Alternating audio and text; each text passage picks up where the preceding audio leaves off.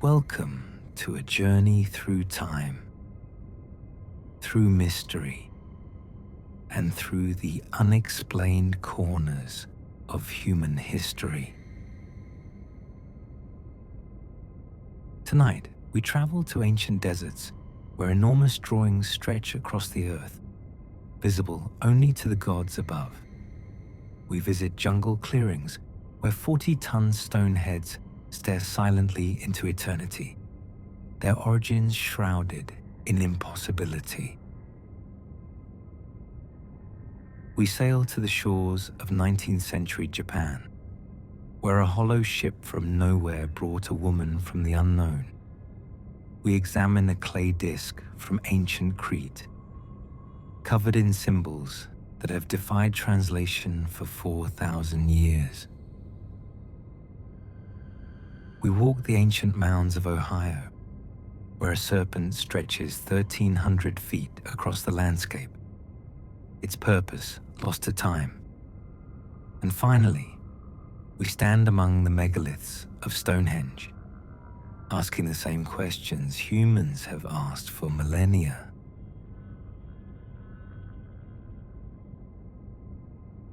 These are not simply stories of the past.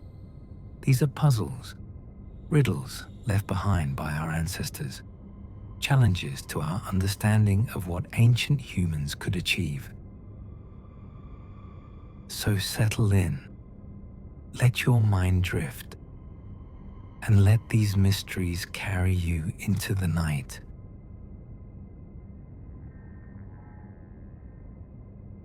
Chapter 1: The Nazca Lines. In the high desert plateau of southern Peru, where the Pacific coastal winds meet the Andes Mountains, there exists one of the most perplexing archaeological sites on Earth: the Nazca Lines. Imagine standing in this desert. The sun beats down mercilessly.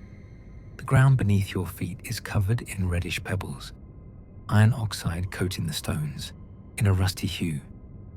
The air is dry, impossibly dry. This is one of the driest places on Earth, receiving less than an inch of rainfall per year.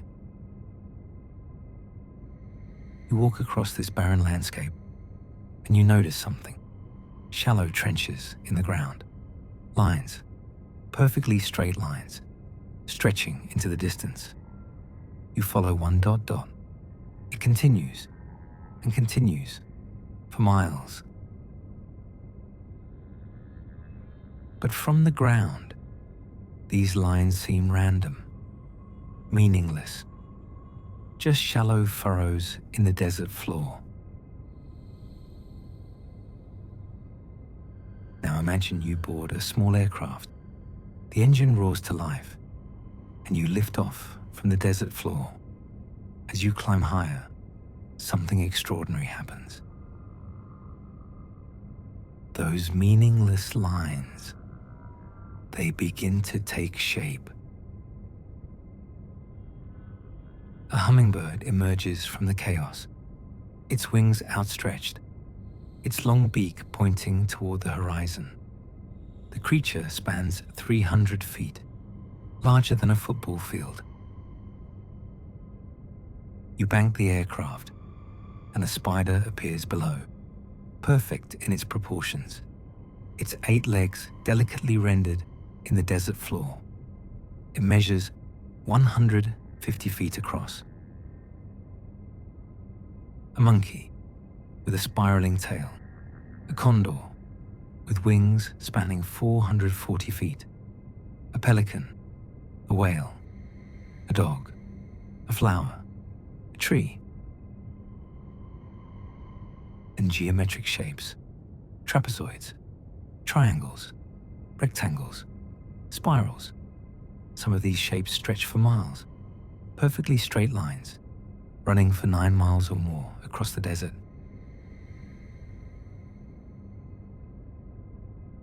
The Nazca Lines were created by the Nazca culture, a pre-Incan civilization that flourished in this region between 500 BCE and 500 CE. For over 1,000 years, these people lived in the river valleys, developing sophisticated irrigation systems, creating beautiful pottery and textiles, and etching these enormous designs into the desert floor. The technique they used was remarkably simple. They removed the reddish pebbles from the surface, exposing the lighter-colored ground beneath. The contrast between the light ground and the dark surrounding pebbles created the lines. Because the desert receives so little rainfall, and because the stones are so heavy that wind cannot easily move them, these lines have remained virtually unchanged for 2,000 years. But here is where the mystery deepens. The Nazca people had no aircraft. They had no hot air balloons.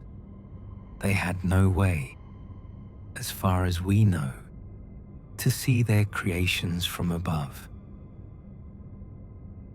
So why create art that you cannot fully appreciate from the ground?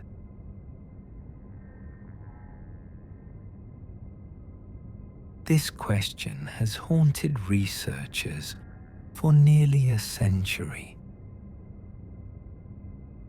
The lines were first spotted by Peruvian archaeologist Toribio Mejia Chespe in 1927, while he was hiking through the foothills. But it wasn't until commercial airlines began flying over the region in the 1930s that the true scope of the lines became apparent. Paul Kosok, an American historian, was one of the first to study them systematically. He called them the largest astronomy book in the world. But it was Maria Reiche, a German mathematician and archaeologist, who devoted her life to understanding and preserving the lines. For over 50 years, she lived near the Nazca Plateau, mapping the geoglyphs, studying their alignments, and fighting to protect them from damage. Reiche believed the lines were an astronomical calendar. She thought that certain lines pointed to positions where the sun and moon rose or set on significant dates, particularly the solstices and equinoxes. The animal figures, she suggested, represented constellations.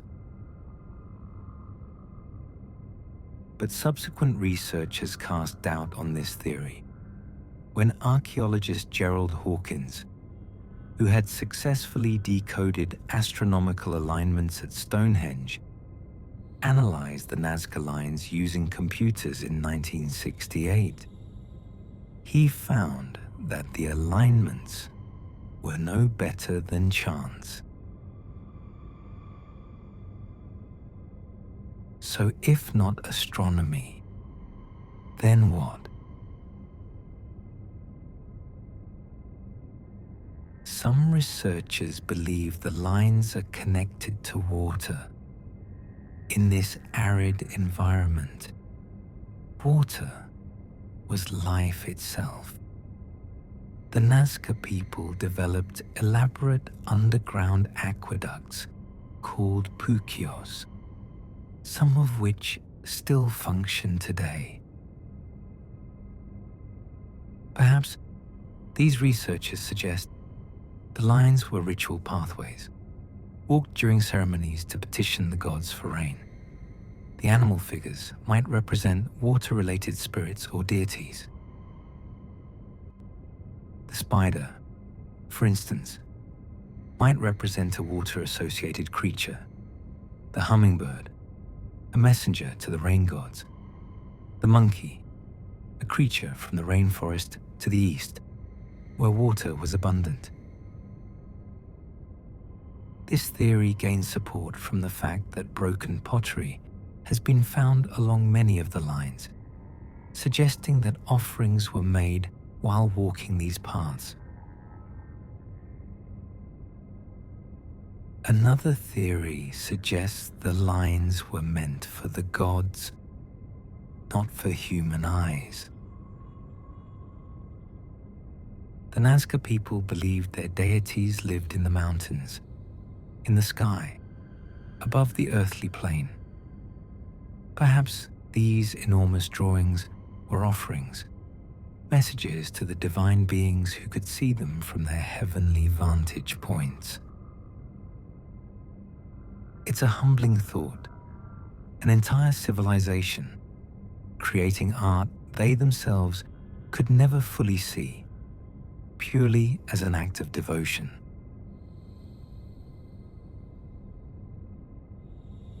But mysteries remain. How did they achieve such precision? Some of the lines run perfectly straight for miles, never deviating by more than a few degrees. The animal figures are remarkably proportional, suggesting the creators had a sophisticated understanding of scale and geometry. Experiments have shown it's possible, using simple tools, stakes and rope. A small team can replicate the technique. The Nazca people were skilled weavers, and they would have had access to strong rope. Perhaps they created small-scale designs first, then used a grid system to scale them up.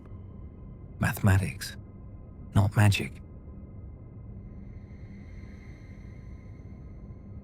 And yet, the question lingers. Why? Why devote such enormous effort, countless hours of labor, generations of work, to create something you cannot see? Perhaps that is the deepest mystery of all. Not the how, but the why. What drove these ancient people to such devotion? What beliefs? What hopes? What fears? The lines remain silent. The desert keeps its secrets.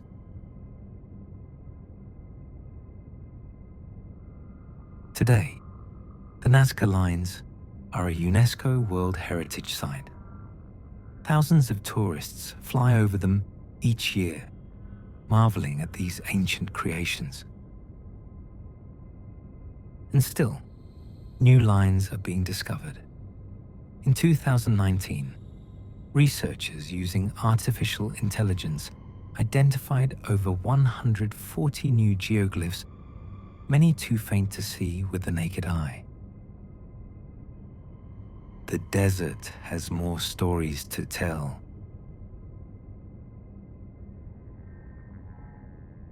As you drift deeper into relaxation, imagine yourself floating above that ancient desert.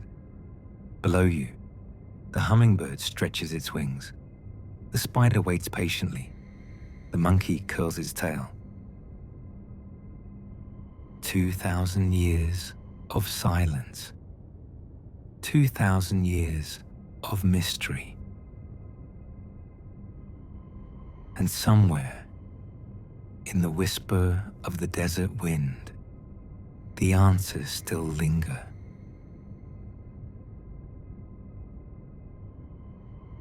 Chapter 2: The Olmec Colossal Heads. We leave the dry deserts of Peru behind and travel north to the humid jungles of Mesoamerica. Here, in the swampy lowlands of what is now Veracruz and Tabasco in Mexico, we encounter one of the most enigmatic civilizations of the ancient Americas, the Olmec.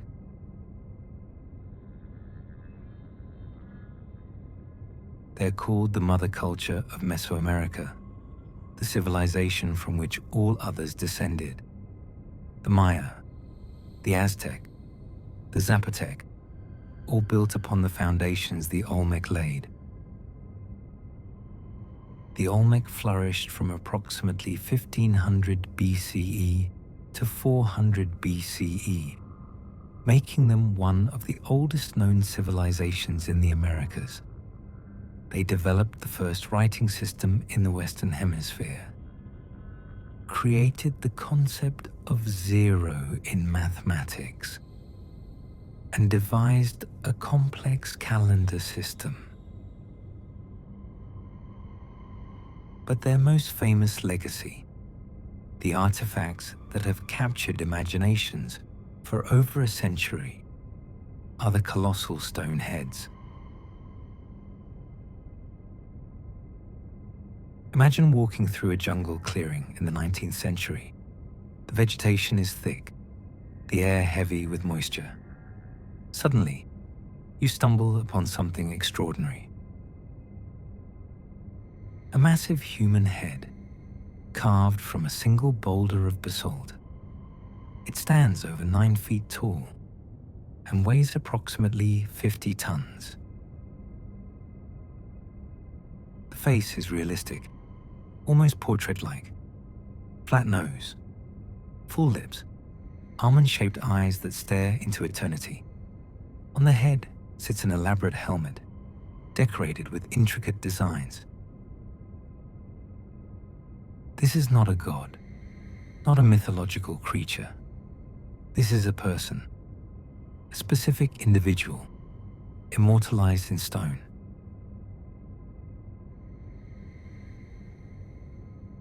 To date, 17 colossal heads have been discovered at 4 Olmec sites, 10 at San Lorenzo, 4 at La Venta, 2 at Tres Zapotes, and 1 at La Cabata. Each head is unique, each face is different, suggesting these were portraits of specific rulers or important individuals. The helmets vary in design, possibly indicating different ranks or achievements. They range in height from 5 feet to 11 feet and weigh between 6 and 50 tons. But here is where the mystery begins.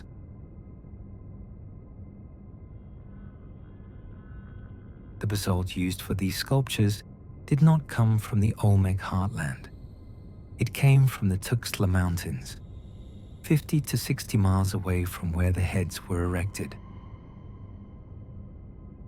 Think about that. 50 miles through swampy jungle terrain, without the wheel, without beasts of burden, moving stones weighing up to 50 tons. How?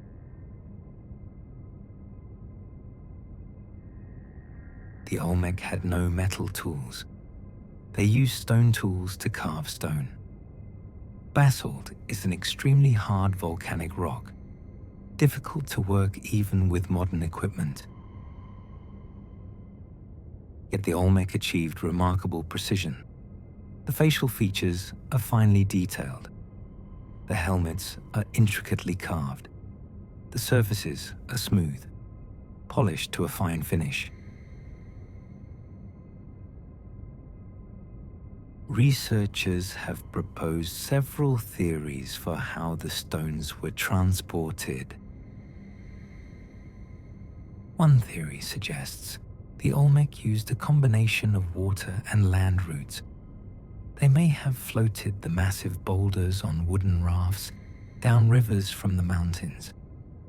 Where rivers didn't reach, they may have created artificial channels or used the natural flooding of the rainy season. Once the stones were near their destination, the Olmec likely used log rollers and massive amounts of human labor to move them into place. Estimates suggest that moving a single head would have required the coordinated effort of thousands of workers.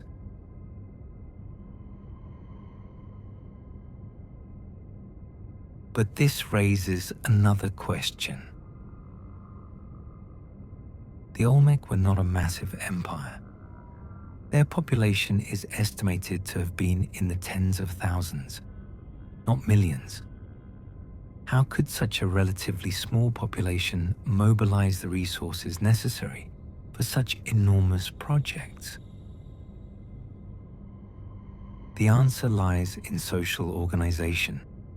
The Olmec had developed a highly stratified society with powerful rulers at the top. These rulers could command the labor of their subjects, organizing massive public works projects.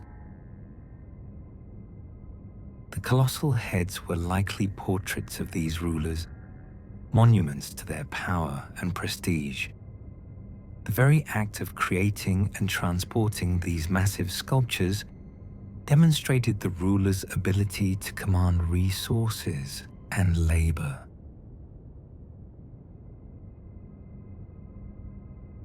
The helmets the figures wear are particularly intriguing.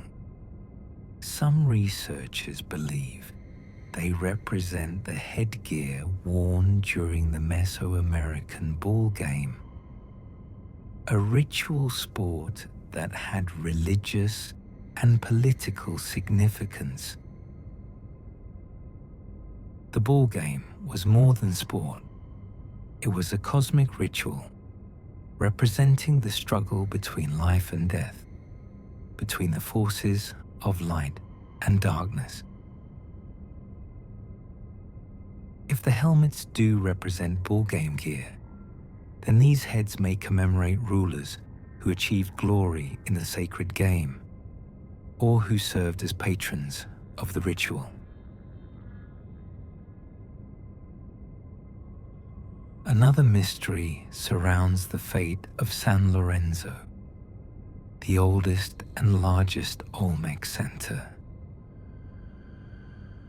Around 900 BCE, something happened. The site was abandoned, but before leaving, the Olmec systematically mutilated their own monuments. The colossal heads were defaced. Altars were smashed. Sculptures were buried in carefully arranged patterns. Why would they destroy their own sacred monuments? Some researchers believe it was a ritual killing of the monuments. By defacing the heads, they were releasing the spiritual power contained within, perhaps before the site was abandoned. Others suggest it was political upheaval. Perhaps a new dynasty came to power and sought to erase the memory of their predecessors. We may never know for certain.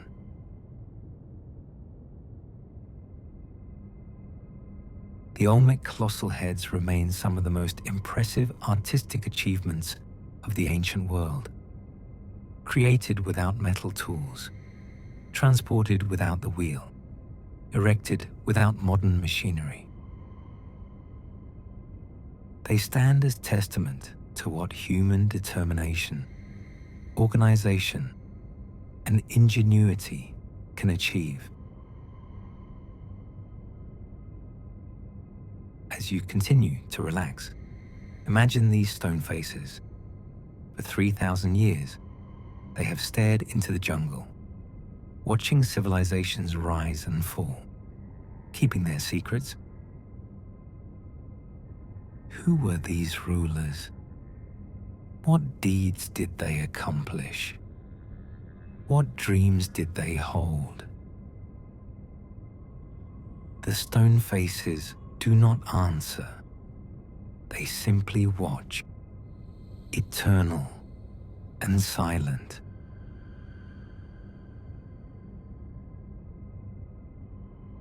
Chapter 3: The Utsuro-Bune Encounter. We leave ancient Mesoamerica behind and travel across the Pacific Ocean to the shores of 19th century Japan. Here, we encounter a mystery of a different kind. Not an ancient monument, but a strange encounter, documented in multiple accounts from the Edo period. The Utsuro-Bune, the hollow ship.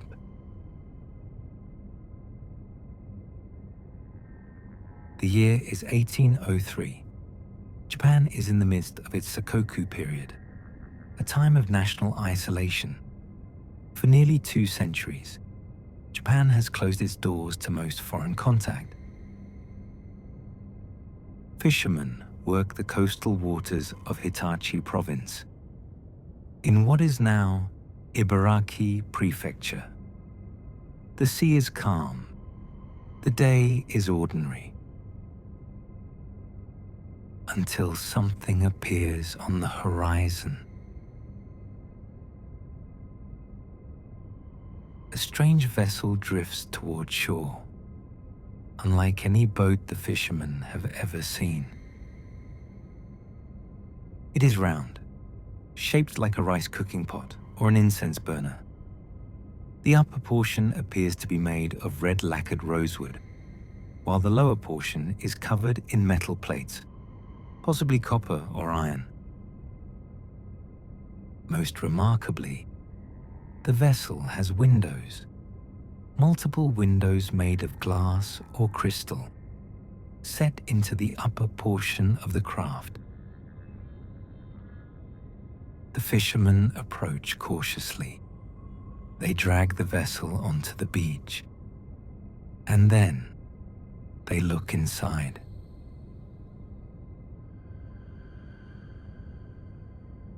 A woman sits within the hollow ship. She is young, perhaps 18 to 20 years old. Her appearance is striking and foreign. Her skin is pale, described as pink or white like snow. Her hair is red, with white extensions, or powdering at the ends. She wears strange clothing, unfamiliar fabrics in unusual styles, and she clutches a box, a square wooden box that she refuses to let anyone touch. The villagers try to communicate with her, but she speaks a language none of them understand. She smiles at them, gentle and unthreatening, but she cannot or will not explain who she is or where she came from.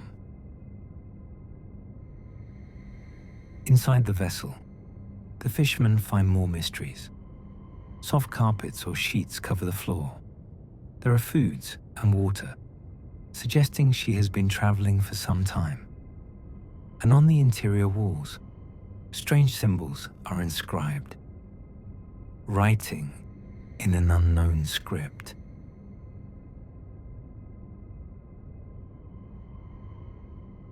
The villagers are faced with a dilemma.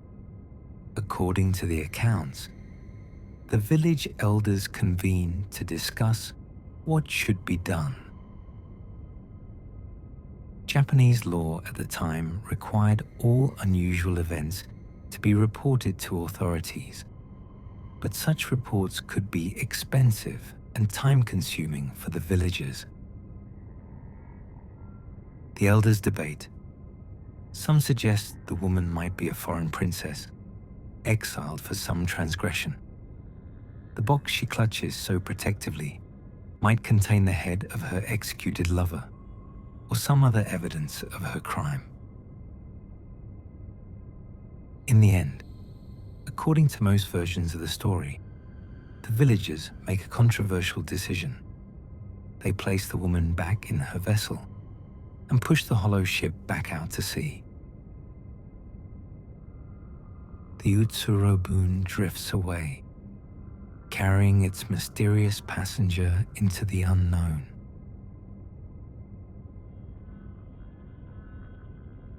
This story is remarkable for several reasons. First, it is documented in multiple independent sources from the period. The tale appears in at least 11 different texts from the early 19th century. These include the Toen Shosetsu, the Hyoryu Kishu, and the Ume no Chiri, among others. Each account contains similar details, though with minor variations. The shape of the vessel is consistently described. The woman's appearance is similar across accounts. The mysterious box is always present. The illustrations accompanying these texts are particularly intriguing. They show a round dot, disc-like craft with a domed top and flat bottom. Windows are clearly depicted. The strange symbols on the interior are shown as well, though their meaning remains unknown.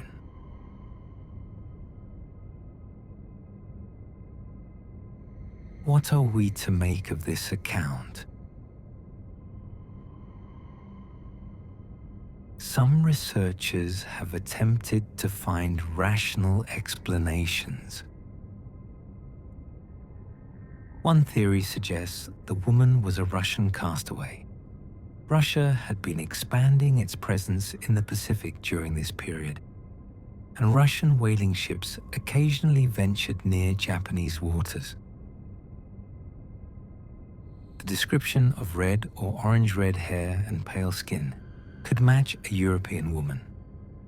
Perhaps she was a passenger or crew member's wife who had been set adrift after some shipboard incident.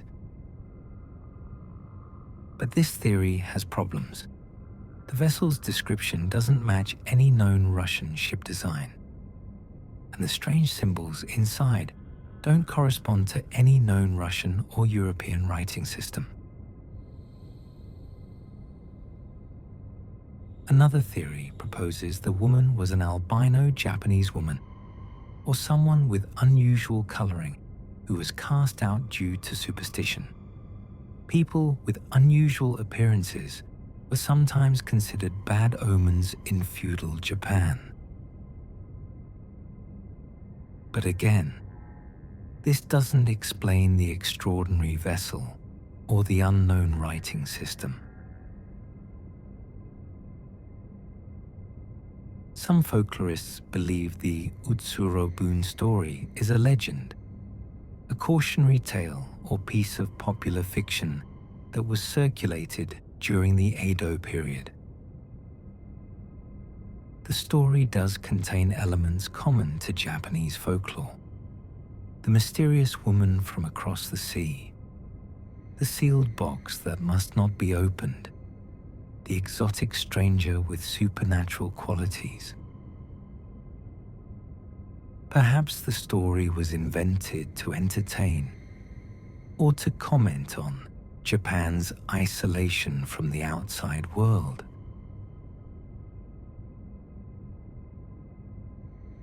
Yet the multiple independent accounts, the consistent details, and the specific illustrations suggest something more than mere fiction. In 2014, researchers Tanaka Kazuo and Tsurumine Kosuzu discovered additional documents that placed the incident more specifically. They identified a possible location, a coastal area called Hitachihara Sharihama. They also found records suggesting the local lord at the time was aware of the incident. If the Utsuro-Bune was real. What was it? Some have suggested it was an early submarine experiment. Others propose it was a life pod from a larger vessel. The more imaginative suggest extraterrestrial origins, pointing to the disc-like shape and unknown writing. We may never know the truth. The woman and her hollow ship disappeared into the ocean, carrying their secrets with them.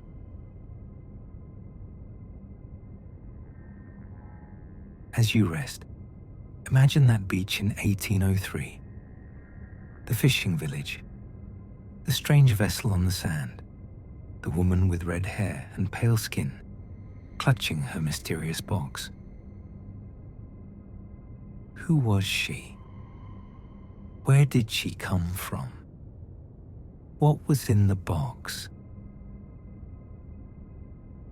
The sea took her back, and the mystery endures.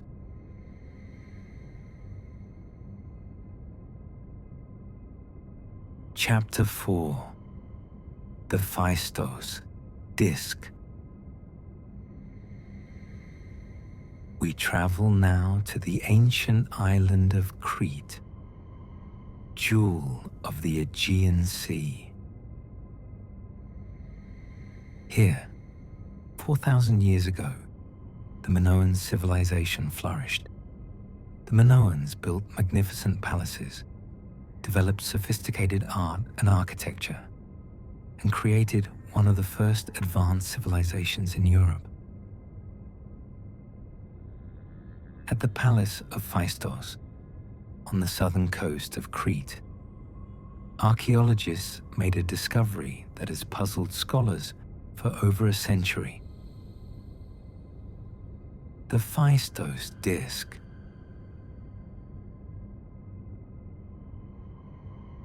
July 3rd, 1908. Italian archaeologist Luigi Pernier is excavating the basement of the Minoan palace. The site is rich with artifacts from the 2nd millennium, BCE. Pernier's team has been working methodically through the ruins. Layer by layer, they uncover the remnants of this once great civilization. In a deposit of fine plaster, mixed with ash and burned black earth, Pernier finds something extraordinary. A disc of fired clay, roughly circular, about 6 inches in diameter, less than an inch thick. But what makes this disc unique in all of archaeology are the symbols covering both of its faces. The disc is covered in a spiral of symbols. Starting from the outer edge, the symbols wind inward toward the center in a continuous line. On both sides, there are 241 individual impressions. These impressions were made using 45 distinct signs. The same signs appear multiple times throughout the text. Symbols depict a variety of images: a helmeted head in profile, a woman's head, a running man, a captive with hands bound behind their back, a child, a fish, a bird, an axe, a shield, a lily or papyrus plant, a ship. But here is what makes the disc truly unique. The symbols were not carved or incised into the clay. They were stamped. Someone created individual stamps or punches for each symbol. Then, while the clay was still soft, they pressed these stamps into the surface to create the text. This is the earliest known example of movable type printing, more than 3,000 years before Gutenberg. The implications are staggering. Movable type is a mass production technology. Why create stamps if you're only going to produce one item? This suggests the Phaistos Disc was not unique. There should be others. Yet in over a century of archaeological excavation across Crete and the Aegean, no other example of this script has ever been found. The mystery deepens when we try to decipher the text. Despite over a century of attempts by linguists, cryptographers, historians, and amateur enthusiasts, the Phaistos Disc remains undeciphered. The problem is fundamental. To decode an unknown script, you need comparison texts. You need multiple examples of the writing, preferably with some known content or context. The Phaistos Disc stands alone. We have nothing to compare it to. We don't know if it reads left to right or right to left. We don't know if the spiral runs outward from the center or inward from the edge. We don't even know what language it represents. Hundreds of decipherment attempts have been proposed. Each claims to have cracked the code. Each offers a different translation. Some see it as a hymn to a goddess, others as a legal document. Some interpret it as an astronomical calendar, others as a geometric theorem. One scholar claimed it was a prayer to Zeus. Another said it was a message from Atlantis. Someone else proposed it was a board game. None of these decipherments can be verified. Without additional texts in the same script, any translation is essentially speculation. What can we determine about the disc? The clay composition matches that of other Minoan pottery from Crete, suggesting it was made locally. The context of its discovery dates it to approximately 1700 BCE, the height of Minoan civilization. The spiral arrangement is interesting. Spirals were important symbols in Minoan art and religion, representing cosmic forces or the cycles of nature. The symbols themselves show careful design. They're pictographic, representing real objects, but we don't know if they represent the objects themselves, the sounds of their names, or abstract concepts associated with them. Some scholars have noted that the symbols don't quite match Minoan artistic conventions. The style seems slightly foreign. Could the disc have been brought to Crete from elsewhere? Could it represent a foreign language using Minoan manufacturing techniques? Or perhaps it represents a secret script used only by priests or rulers for sacred or confidential purposes. This might explain why no other examples have been found. The disc has even been the subject of controversy. Some scholars have suggested it might be a forgery, created by Pernia himself or someone else. The disc is almost too perfect, too mysterious, too convenient.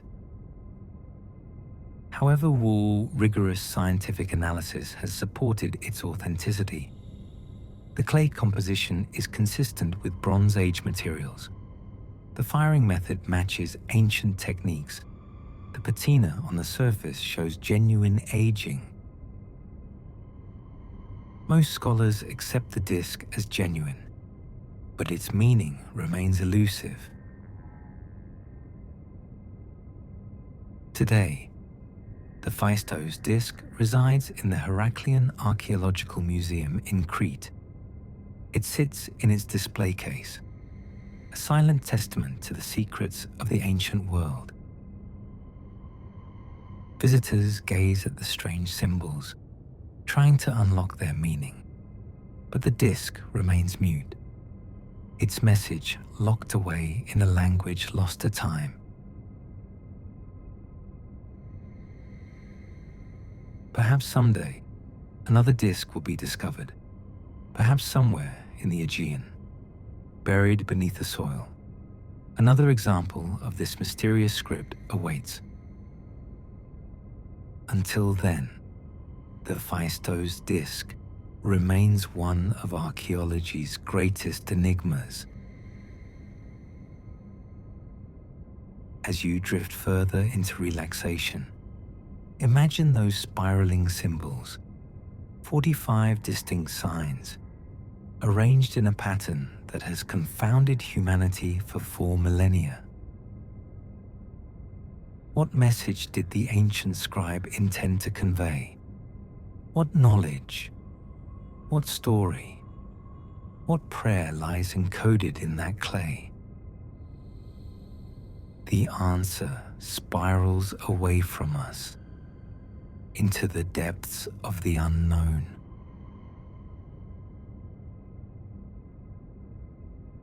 Chapter 5: The Great Serpent Mound. We cross the Atlantic Ocean now and travel to the heartland of North America. In the rolling hills of southern Ohio, along a ridge overlooking Brush Creek, lies one of the most remarkable prehistoric monuments in the world, the Great Serpent Mound. Imagine standing at the site. The landscape is lush and green. Deciduous forests cover the surrounding hills. The creek winds through the valley below. And there, undulating across the ridge, is the serpent. It stretches for 1,348 feet, nearly a quarter of a mile. The body winds back and forth in 7 deep coils. The tail spirals into a tight triple coil, and the head, at the opposite end, opens its jaws wide. Within those open jaws rests an oval shape, an egg, the sun, a celestial body. Interpretations vary. The serpent's body ranges from 20 to 25 feet in width. It rises 4 to 5 feet above the surrounding ground. This is not a small structure. This is an effigy mound of enormous proportions, carefully constructed to represent a snake swallowing something precious. The Great Serpent Mound is what archaeologists call an effigy mound, an earthwork constructed in the shape of an animal. Such mounds were built by various indigenous cultures across North America, particularly in the Ohio and Mississippi River valleys. But the Serpent Mound is exceptional for its size, its preservation, and its mystery.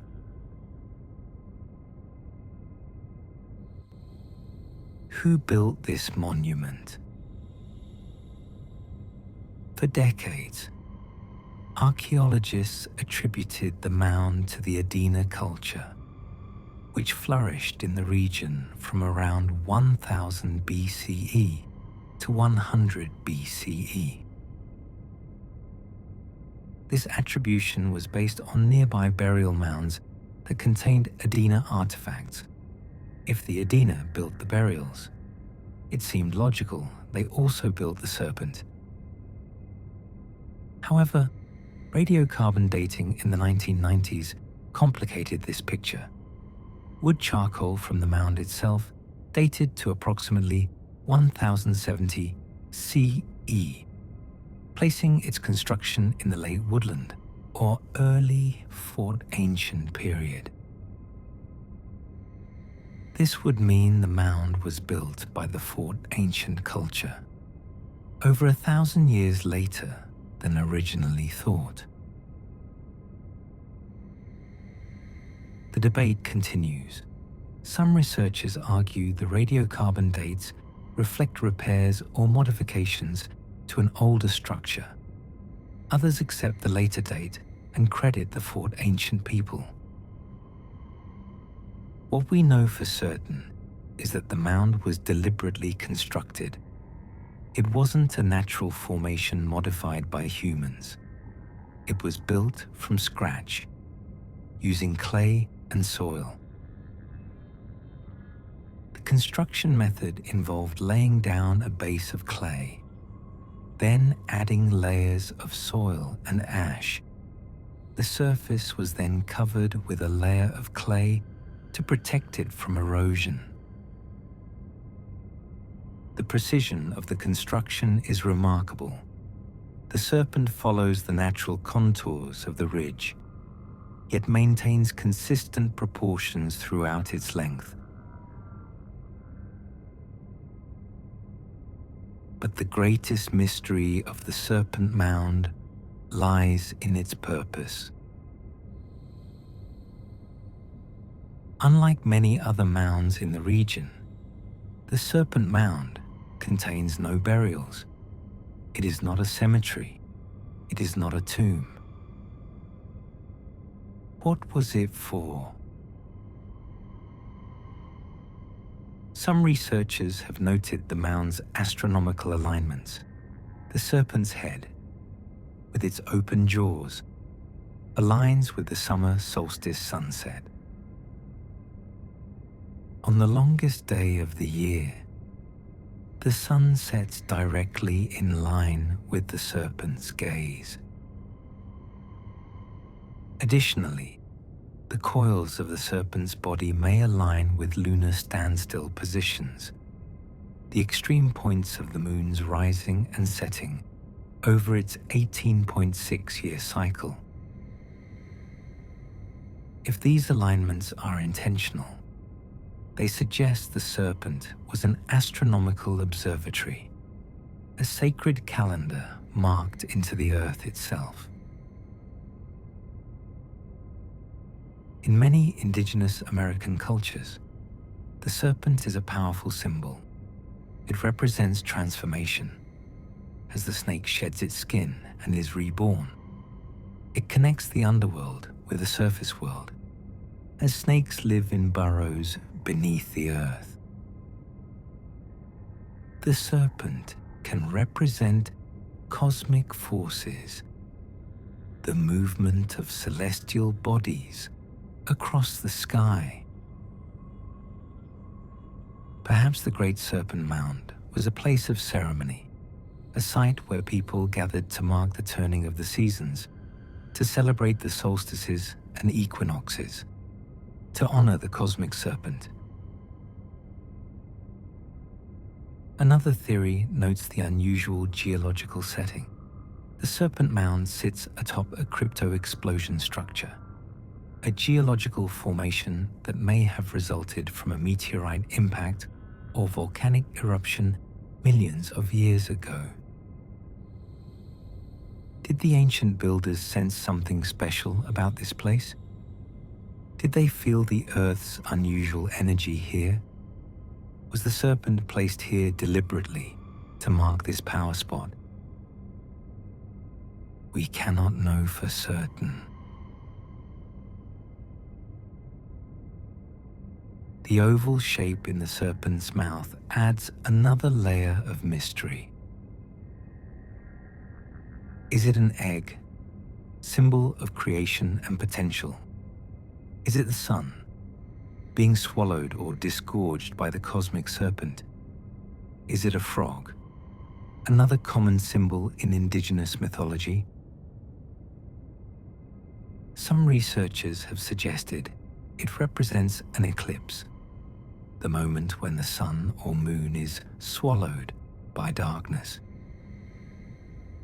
Intriguingly, total solar eclipses were visible from this location around 1070 CE, close to the radiocarbon date for the mound's construction. Coincidence or cosmic commemoration? The Serpent Mound was nearly lost to history. In the late 1800s, the land was privately owned and at risk of being destroyed.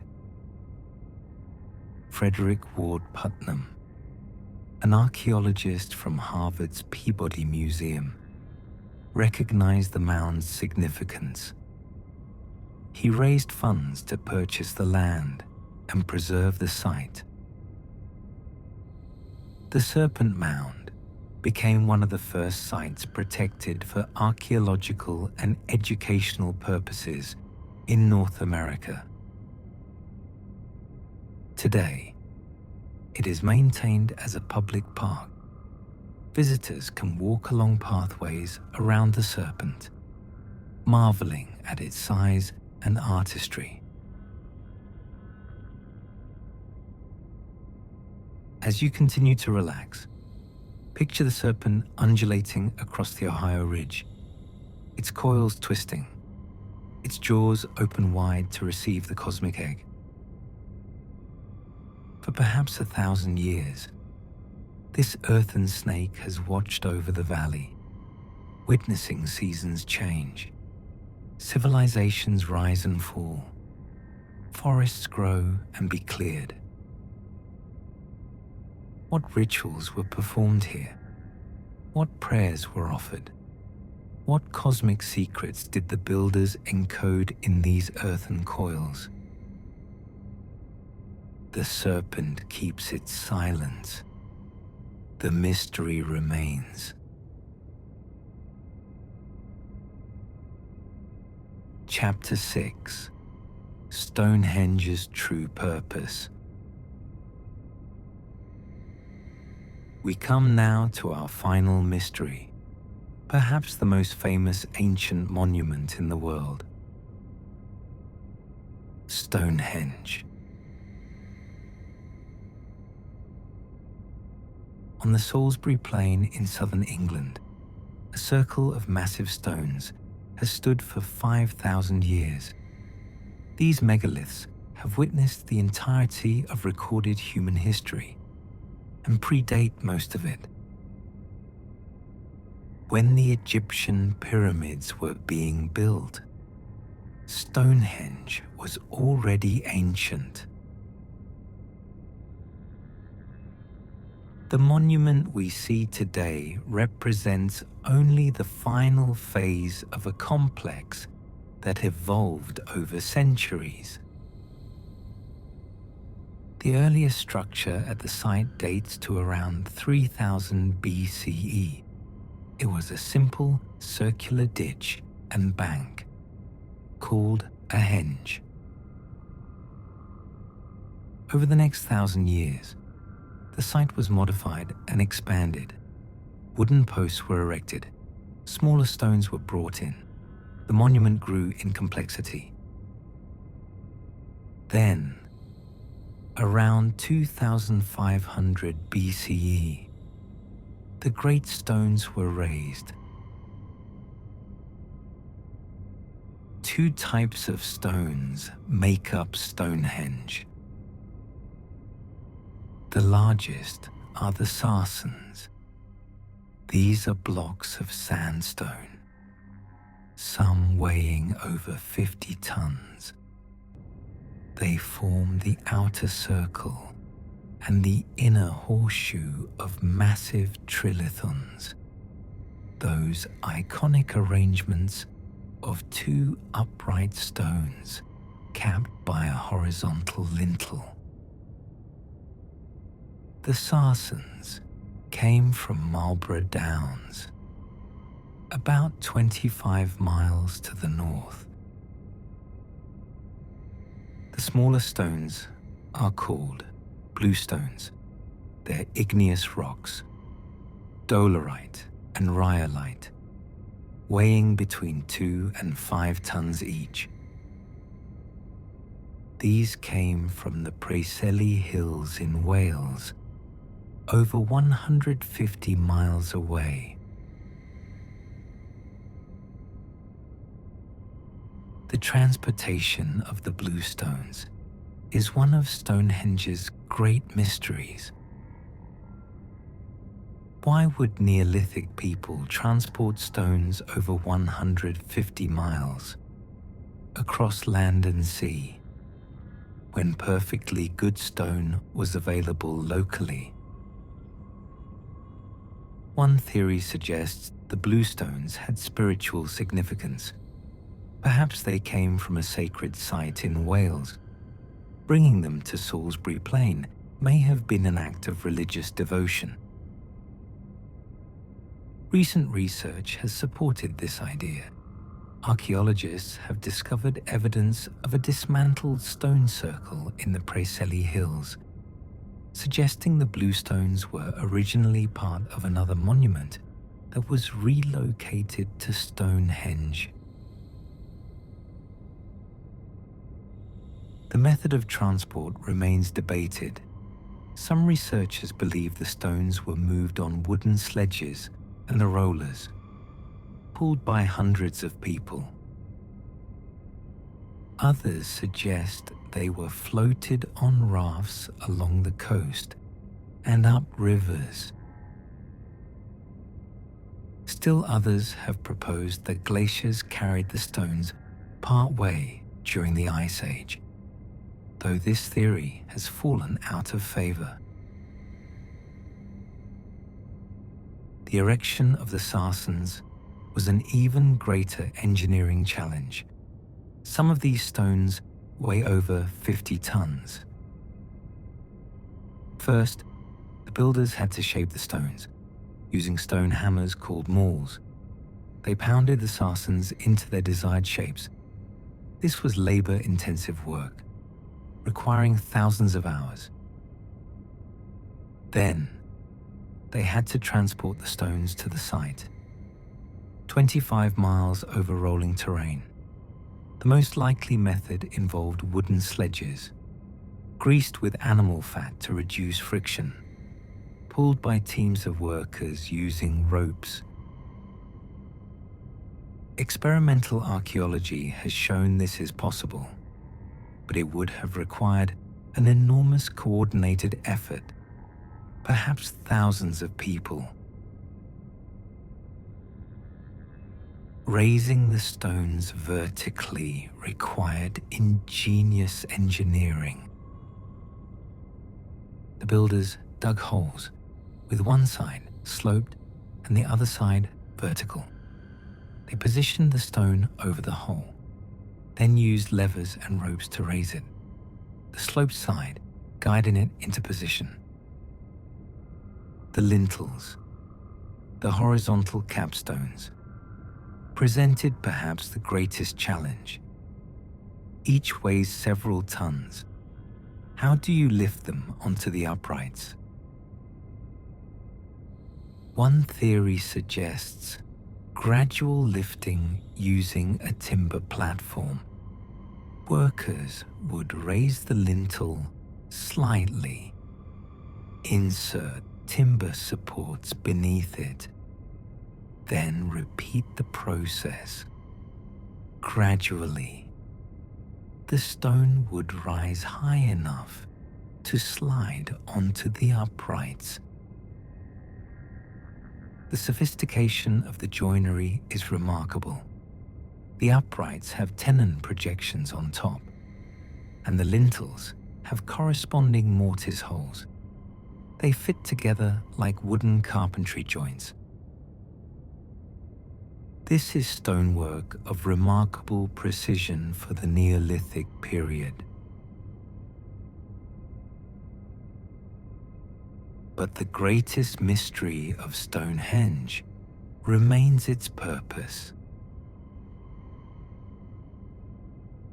The most widely accepted theory is that Stonehenge was an astronomical observatory. The monument is precisely aligned with the movements of the sun and moon. On the summer solstice, the longest day of the year, the sun rises directly over the heel stone, casting its rays into the heart of the monument. On the winter solstice, the shortest day, the sun sets in alignment with the central axis. These alignments are intentional. The builders oriented the monument to track the sun's annual cycle. This would have had profound practical and spiritual significance. Knowing when the solstices occurred was crucial for agricultural planning, but it also connected the earthly and celestial realms.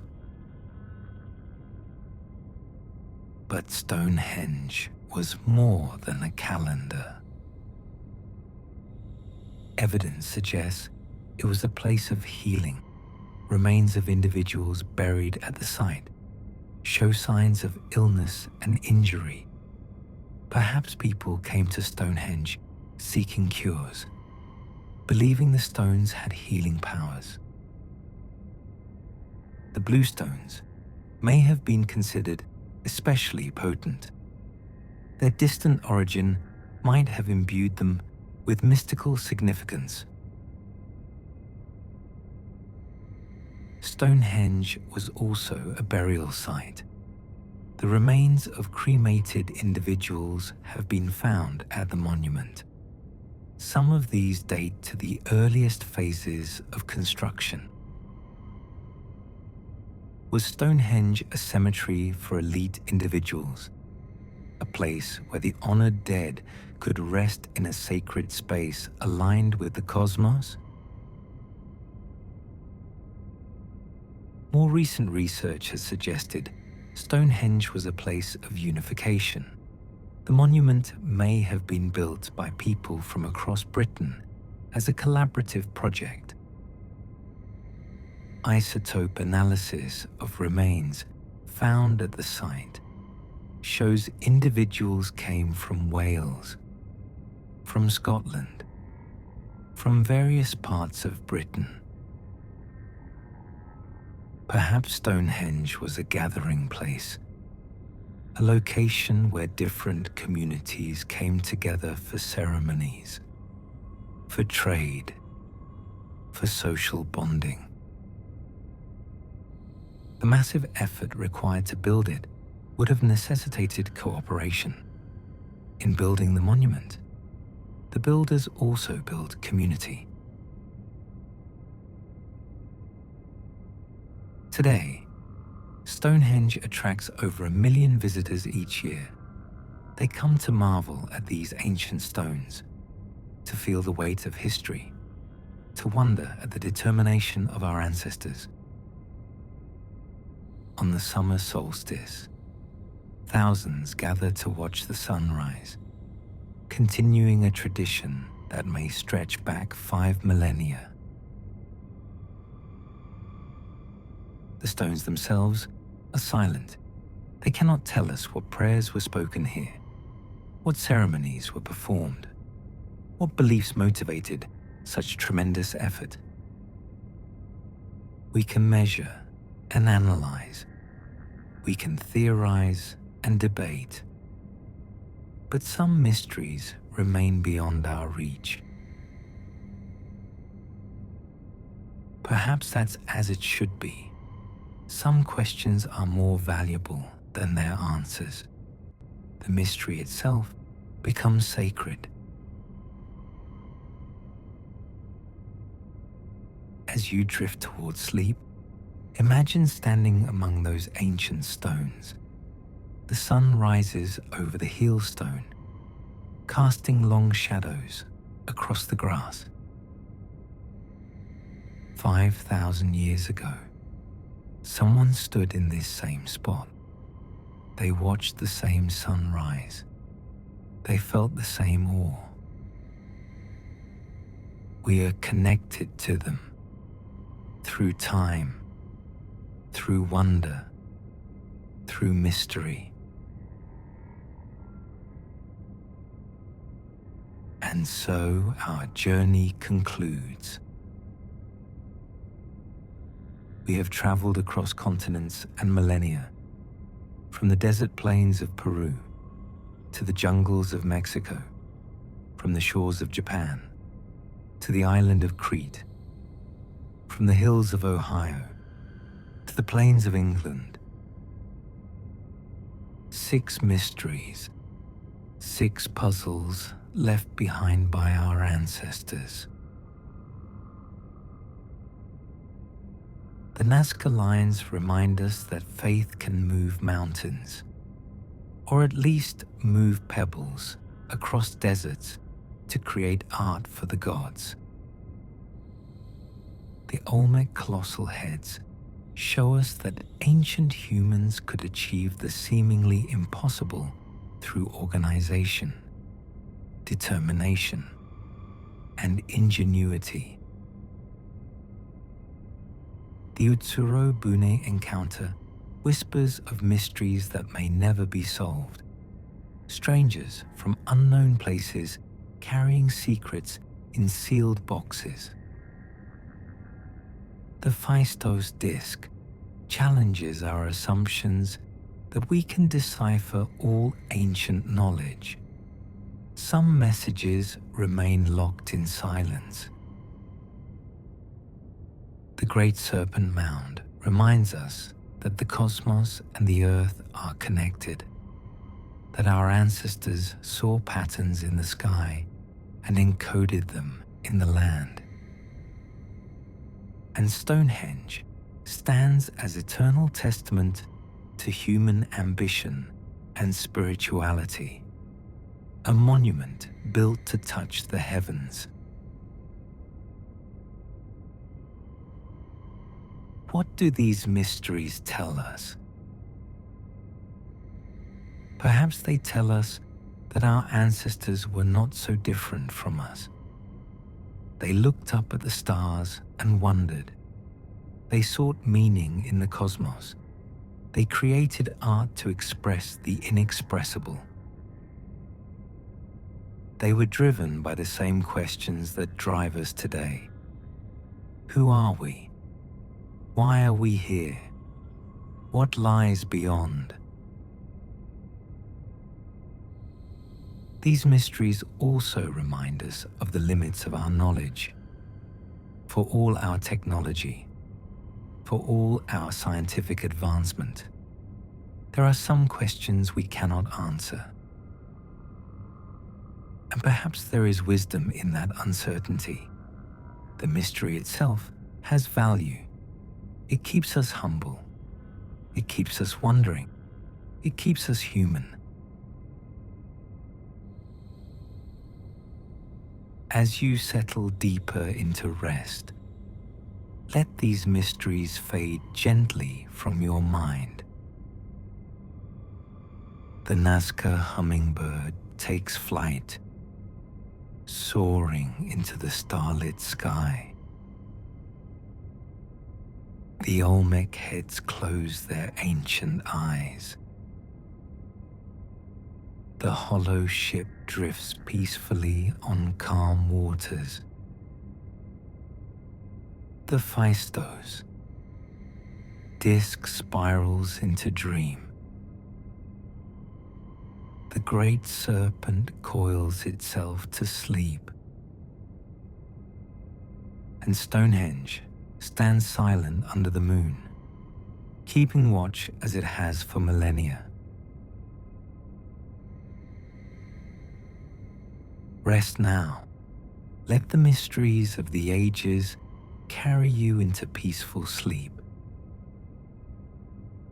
Tomorrow brings new questions, new wonders, new possibilities. But tonight, the ancient world keeps its secrets, and you are safe in the mystery. Good night.